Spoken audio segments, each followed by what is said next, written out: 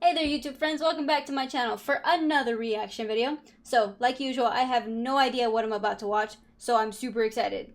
So, let's see how this goes. Okay, so it's another Dave Chappelle, which and is me cool. and her, like, we weren't arguing, but you know what I mean? She was just like, you need to stop doing that. And then I tried to change the subject. I go, how is school going, boys? And my sons tell me, well, we didn't have school today, technically. I'm like, well, what's going on? He said, well, there was like a school shooting drill.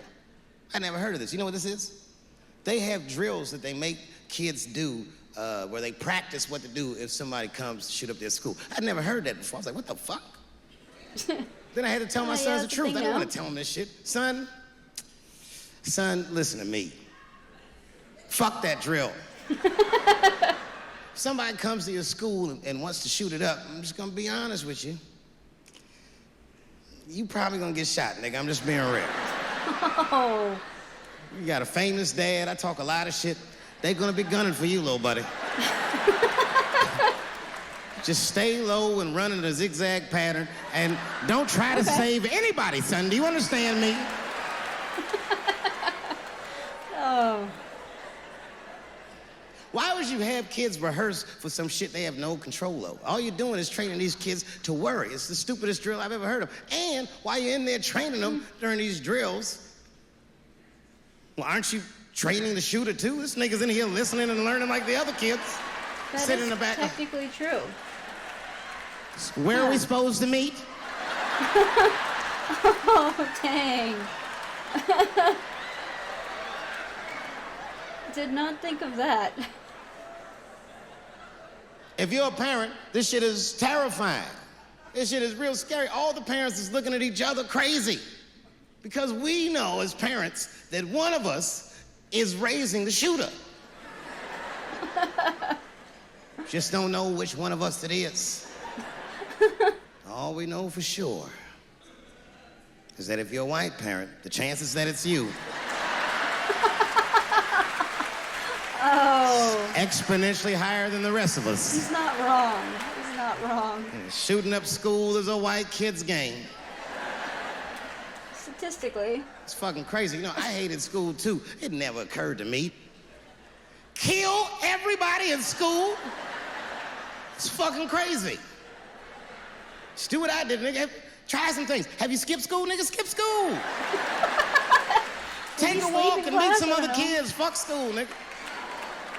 Try drugs. Have you tried drugs out, nigga? That might.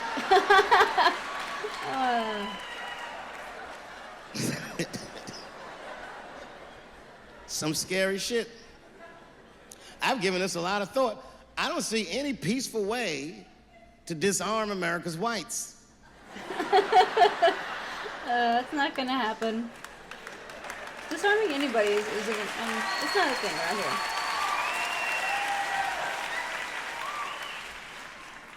There's only one thing that's gonna save this country from itself.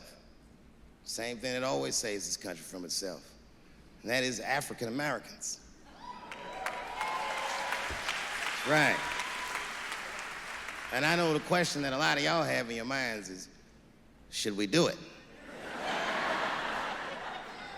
Yeah, fuck yeah, we should do it. Listen, no matter what they say or how they make you feel, remember, this is your country too. It is incumbent upon us to save our country. And you know what we have to do. This is a fucking election year. We gotta be serious. Every able-bodied African American must register for a legal firearm.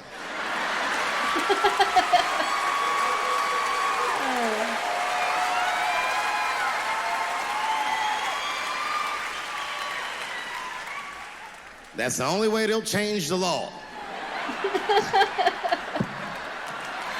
Oh, it's so messed up. But I don't really think he's wrong. Oh. I hate guns, personally. I can't stand them. Yeah, but I have several.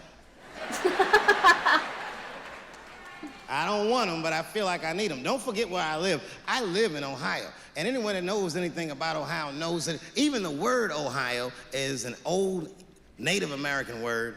It means, literally, land of poor white people. I'm pretty sure that's not what it means,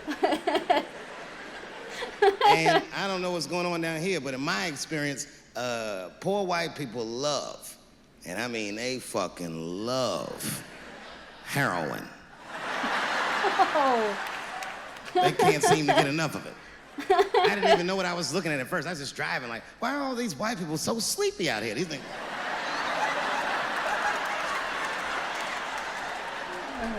It's really bad. As a matter of fact, I was coming out of a nightclub the other night in Dayton, and I'd parked my car in the alley, and no one was out there. I didn't have no bodyguards or nothing. I was home. I figured everything was fine. And as soon as I opened my car door, all by myself, suddenly, one of these heroin-addicted whites just pops out of a trash can. It scared the shit out of me. I screamed, ah! Oh. Then I realized it was a woman. She was fucked up. She's like, hey man, relax, okay? I'm sick, all right? I need some drugs, man. Please, I'll suck your dick for $5, man. I was like, ugh. 2.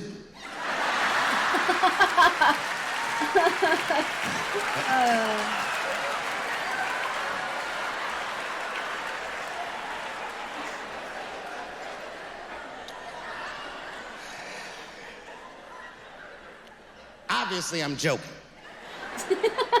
This opioid crisis is a crisis. I see it every day. It's as bad as they say. It's ruining lives. It's destroying families. Sadly, you know what it reminds me of, seeing it? It reminds me of us. These white folks look exactly like us during the crack epidemic. You know, it's really crazy to see. And all this shit they talk about on the news about how divided the nation is, I don't believe it. I feel like nowadays we're getting a real good look at each other. It's wild because I even have insight into how the white community must have felt watching the black community go through the scourge of crack. Because I don't care either. Hang in there, whites. Just say no. What's so hard about that?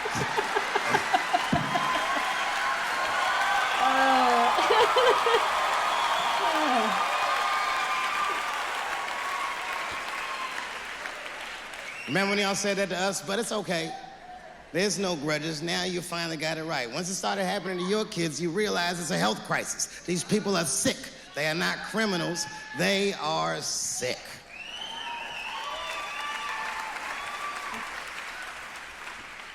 Be that as it may, I'm armed to the teeth. First gun I bought was a 12-gauge shotgun. I didn't want the gun. Remember, though, I'd moved to a farm, and I was sitting there on the porch, and I see a white dude walking across my property, entitled, like he's supposed to be there. He had a rifle over his shoulder, too. Ain't that a bitch? I said, what the fuck is this guy doing on my property? I was mad as shit, but I was unarmed. So I ended up just waving to this motherfucker like a bitch. I was just like...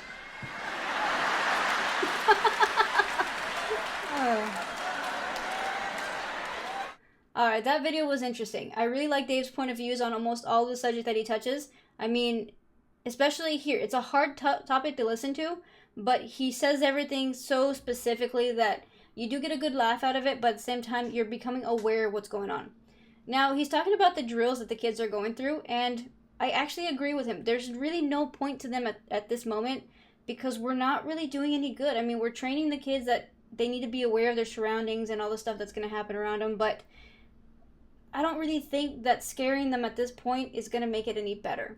And I never actually thought to think about who we're actually giving this information to. It could be the kid in the next class that's getting the same information, who knows exactly what's going to happen.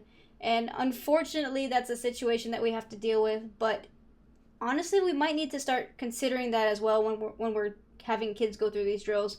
I think it causes a lot more anxiety to these kids than it actually helps.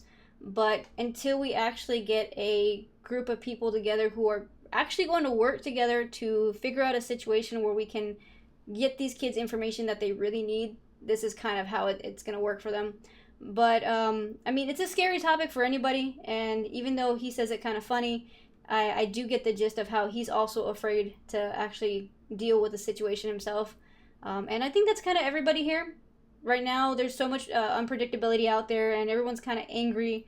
And it's just a crazy situation that I think we're doing our best to prepare for, but not really hitting the nail just yet.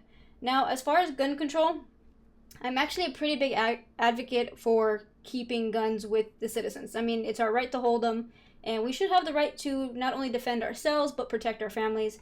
That's pretty much what they were meant to be at the very beginning, and honestly, I think that most people who hold guns, that's exactly what they're holding them for. It's not because they want to go out and do anything crazy. It's just because they want to make sure that not only they're safe, but their families are safe, and it's just a nice sense of awareness that they can do that.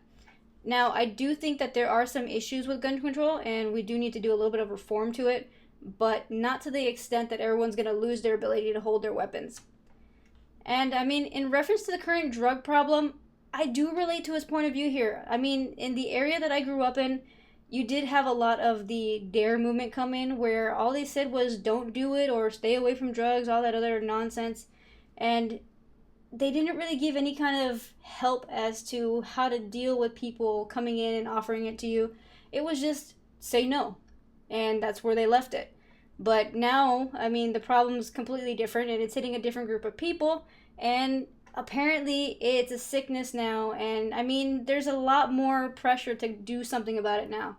And I can see why that bugs him. It does bug me to a point because, I mean, I saw exactly how they handled that in my community. And it's completely different from how they handle it now. The Hispanic community and the Black community tend to have a little bit of a similarity when it comes to that kind of stuff. And I can see the frustration there. But of course, the current situation is a problem that nobody should actually have to deal with. And I think we all kind of just need to work together to hopefully take care of the entire situation. But it's not going to be some easy fix. It's going to take a lot of people working together to get these drugs off the street, off of the air, get people clean. And it's going to take a while, but I hope that in the future we find a way to work together to do that. Now, as usual, I really enjoyed this video. I hope you guys did too. If you did, please make sure to hit the like and subscribe buttons down below. Also, make sure to hit that little notification button. That way you guys know when I drop my next video. And if you get the chance to join me on my Twitch stream on Wednesdays and Fridays, just check my page for the times. But thanks for joining me here, everybody. Stay spicy, my friends.